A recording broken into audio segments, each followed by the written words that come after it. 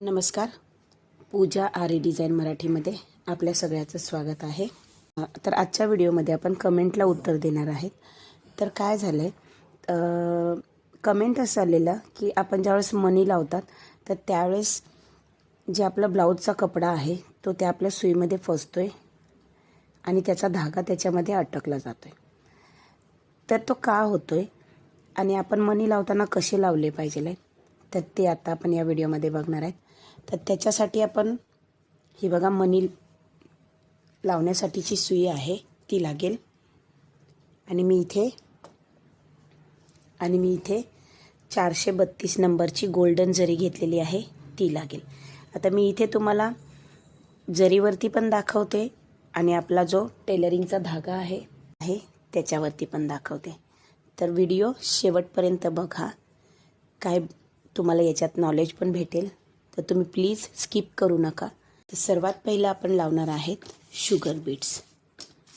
तर sugar beads पण लावताना काय काळजी घ्यायची आहे ते मी तुम्हाला सांगेल आजच्या व्हिडिओमध्ये.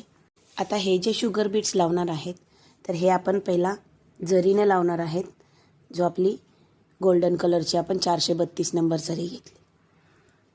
सर्वात पहिला आपण एक टाका काढला. बरं, एक टाका काढल्याच्या नंतरून त्या टाक्याला आपण एक एक्स्ट्रा मागे एक टाका काढला. त्याच्यानंतरून आपण काय करायचे, 2 शुगर बीड्स टाकले. आता तुमचा जो प्रश्न आहे की आमच्या सुईमध्ये धागा अटकतो तर त्याचं कारण काय आहे, तर आपण ज्यावेळेस मणी टाकले जातात आणि ज्यावेळेस तुम्ही वरती सुई काढायला सुरुवात करतात तर तुम्ही सुईला काय करतात, असं कुठेही असं झोपवून त्याला किंवा तुम्ही क्रॉसमध्ये थोडीशी सुई करून काढतात. परत एकदा दाखवते. आता ज्यावेळेस बघा आपण मणी टाकले तर त्यावेळेस आपण ज्यावेळेस सुईवरती बाहेर काढतात तर त्यावेळेस तुम्ही काय करतात, सुईला सरळ न ठेवता तुम्ही थोडीशी क्रॉसमध्ये अशी वाकडी तिकडी करून तिला काढतात. तर त्या कारणामुळे तुमच्या ज्या सुईच्या पुढच्या टोकामध्ये आपला जो ब्लाऊजचं कापड आहे ते अटकलं जातं. पण जर तुम्ही सुई स्ट्रेट ठेवली तर तुम्हाला त्या सुईमध्ये एकही कपडा अटकणार नाही आणि सुई तुमची एकदम अलगदमध्ये बाहेर निघणार. हे बघा या पद्धतीने. आता तुम्ही बघत असतील की मी सुईमध्ये मणी टाकले, सुई खालती घातली, धागा वरती आला की बरोबर मागे वळवून पुढे केला. माझं एकही वेळेस अटकून राहिलेलं नाही. तर ही काळजी घ्यायची आहे की सुई आपल्याला स्ट्रेट पकडायची आहे. सरळ सुई असेल तर तुमच्या सुईचं काम फास्ट होतं आणि कुठेही अटकलं जात नाही. आता शुगर बीड्स लावताना दुसरं अजून एक महत्त्वाचं असतं की ते म्हणजे आपण शुगर बीड्स किती टाकले पाहिजे काम करताना. तर मी आता इथे तुम्हाला दिसत असेल की मी 2-2 शुगर बीड्स टाकून काम करते. तर शुगर बीड्सचं ज्यावेळेस काम येतं तर त्यावेळेस तुम्ही ते 2-2च टाकायचे. एका टायमाला 3 आले ठीक आहे, पण सतत रिपीट 3-3 असे करू नका. कारण सतत 3-3 जर टाकत गेले तर तुमचा जो 3-3चा जो गॅप असतो तो मोठा बनेल आणि तुमचं काम थोडंसं म्हणजे थोडंसं लूजसारखं बनेल. तर त्याच्या ऐवजी तुम्ही 2 शुगर बीड्स एखाद टायमाला एक पण टाकला तरीही चालेल, पण 2 शुगर बीड्स टाकून तुम्ही काम करू शकता. एखाद दुसऱ्यांदा 3 शुगर बीड्स गेले तरीही काहीही प्रॉब्लेम नाही. तर हे बघा इथपर्यंत आपण हे काम केलेलं आहे. तुम्ही बघत असतील की आपलं पूर्ण लाईनमध्ये आपला गॅप नाही आलेला आणि एकदम व्यवस्थित आपलं काम पण झालेलं आहे. आणि शुगर बीड्स टाकताना आपलं एकही वेळेस आपल्या सुईमध्ये धागा अटकलेला नाही. तर आता आपण इथं पहिला गाठ मारून घेऊया.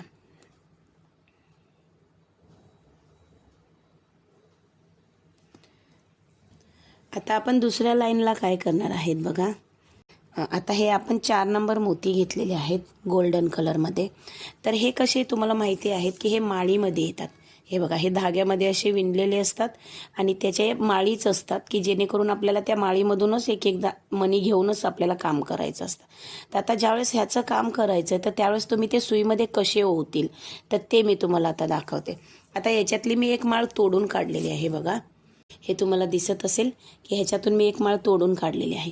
आता ही तोडल्याच्या नंतरून ज्यावेळेस मला ह्या सुईमध्ये हे मणी भरायचे तर मी कशी भरेल, तर मी काय करेल बघा, तोडलेला जो धागा आहे तो मी बघा साईडला केला आणि या पद्धतीने बघा मी पकडला वरती. हे तुम्हाला दिसत असेल कसा पकडला, तुम्ही स्क्रीनवर बघू शकता.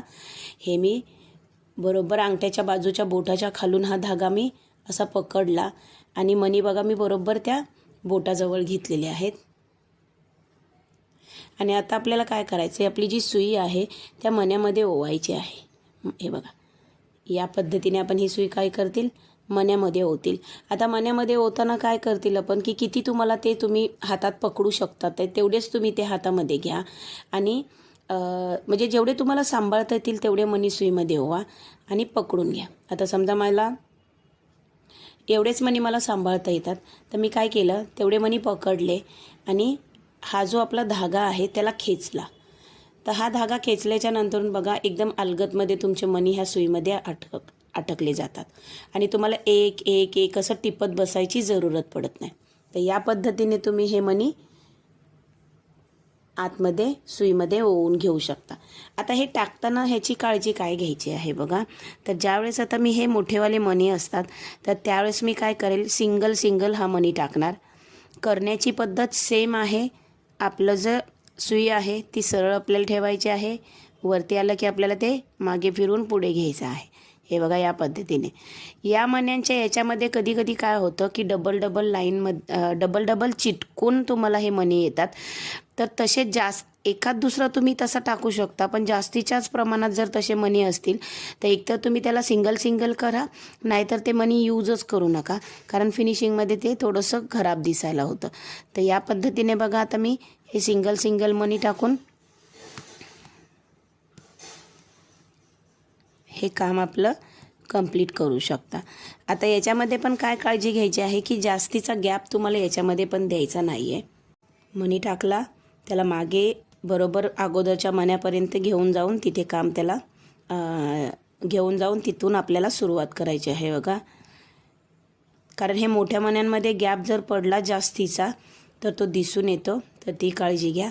हे बघा इथपर्यंत आपण आणलेलं आहे, इथं आपण काम संपवायचं आहे. आता बघा ह्या 4 नंबर मोतीप्रमाणेच आपले हे जे गव्हासारखे मणी आहेत तर हे पण कसे बघा टाकायचे, तर हे पण येतात माळीमध्येच. हे तुम्हाला दिसतच असेल, हे पण माळीमध्येच येतात. भरण्याची पद्धत सेम आहे.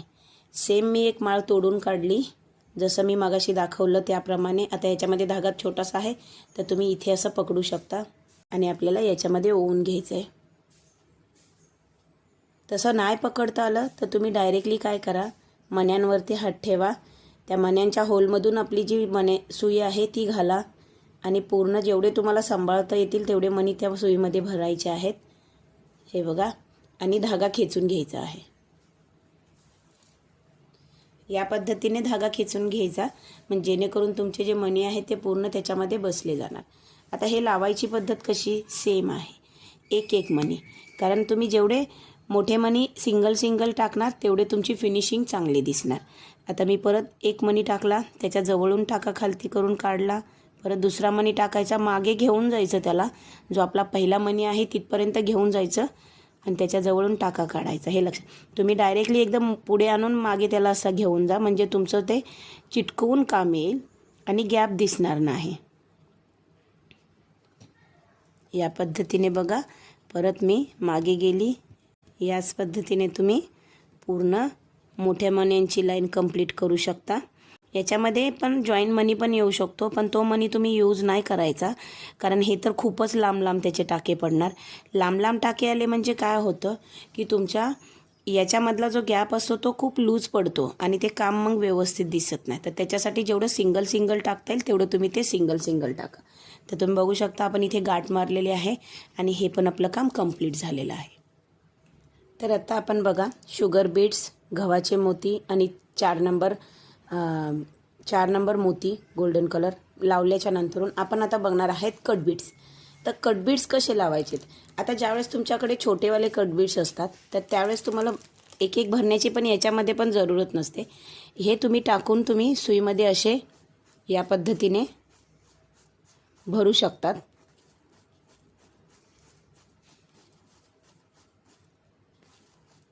हे बघा, हे बघा, हे तुम्हाला दिसत असेल. आता हे टाकायचे कसे. आता सगळ्यात मेन की कट बीट्स तुमचा छोटा मोठा केवढाही असू द्या, तर तो तुम्हाला सिंगलच टाकायचा आहे या पद्धतीने. हे तुम्हाला दिसत असेल. कारण कटबीड्सचं काय असतं, तुम्ही याच्यामध्ये कारण कटबीड्सची तुम्ही डबल टाकले ना तर त्याची फिनिशिंग एवढी छान दिसत नाही. तर तुम्हाला हे कटबीड्स ज्यावेळेस तुम्ही टाकणार आहेत तर त्यावेळेस हे तुम्ही सिंगल लाईनमध्येच टाकणार आहेत. आता कटबीड्स टाकताना काळजी काय घ्यायची आहे, कारण कटबीड्स हे धारवाले असतात. तुम्ही कोणताही धागा असू द्या, मग तुमचा तो जरीचा असू द्या नाहीतर आपला साधा पॉलिस्टर थ्रेड असू द्या, तर तो जर तुम्ही एकदम त्याच्या जवळून जर काढायला घेतील तर तो काय होणार, तुटला जाणार. कारण त्याला धार असते, ह्या पॉईंटवरती ना धार असते. त्याच्यामुळे तुम्ही जेवढं तुम्ही ते काळजीनं करतील तेवढं बरं होईल. कारण याच्यामध्ये धागा खूप तुटला जातो आणि सारख्या घाटी बांधाव्या लागतात. तर त्याच्यामुळे तुम्ही खालूनचा हात व्यवस्थित पकडवून ज्यावेळेस तुम्ही कटबीडचा वापर करणार आहेत तर त्यावेळेस सुई तुम्ही वरती यायच्या अगोदरच थोडीशी टर्न करून घ्या, की जेणेकरून तुमचा धागा हा पटकन वरती येईल. आणि सुई कशी पकडायची ते तर मी तुम्हाला सुरुवातीलाच सांगितलेलं आहे. इथपर्यंत आपण हे काम केलेलं आहे आणि आता आपण इथे गाठ मारणार आहेत. तर आता आपण हे जरीच्या धाग्याने काम केलं बघा. मी तुम्हाला आता दाखवते की तुम्ही आपला जो पॉलिस्टर थ्रेड आहे त्या धाग्याने पण कसं हे काम करू शकता. तर हे बघा, आता आपण वापरणार आहेत पॉलिस्टर थ्रेड, जो मशीनचा टेलरिंग मशीनचा असतो तो. सगळ्यात पहिला आपण एक टाका बाहेर, एक टाका एक्स्ट्रा मागे, पुढे खेचला आणि हे बघा जसं बोलली त्याप्रमाणे सिंगल मनी टाका. सिंगल मनी टाकल्याने तुमची कटबीट्सची फिनिशिंग छान दिसते. कटबीट्स कितीही छोटा असेल तरीही तुम्हाला तो सिंगलच टाकायचा आहे, हे लक्षात घ्या.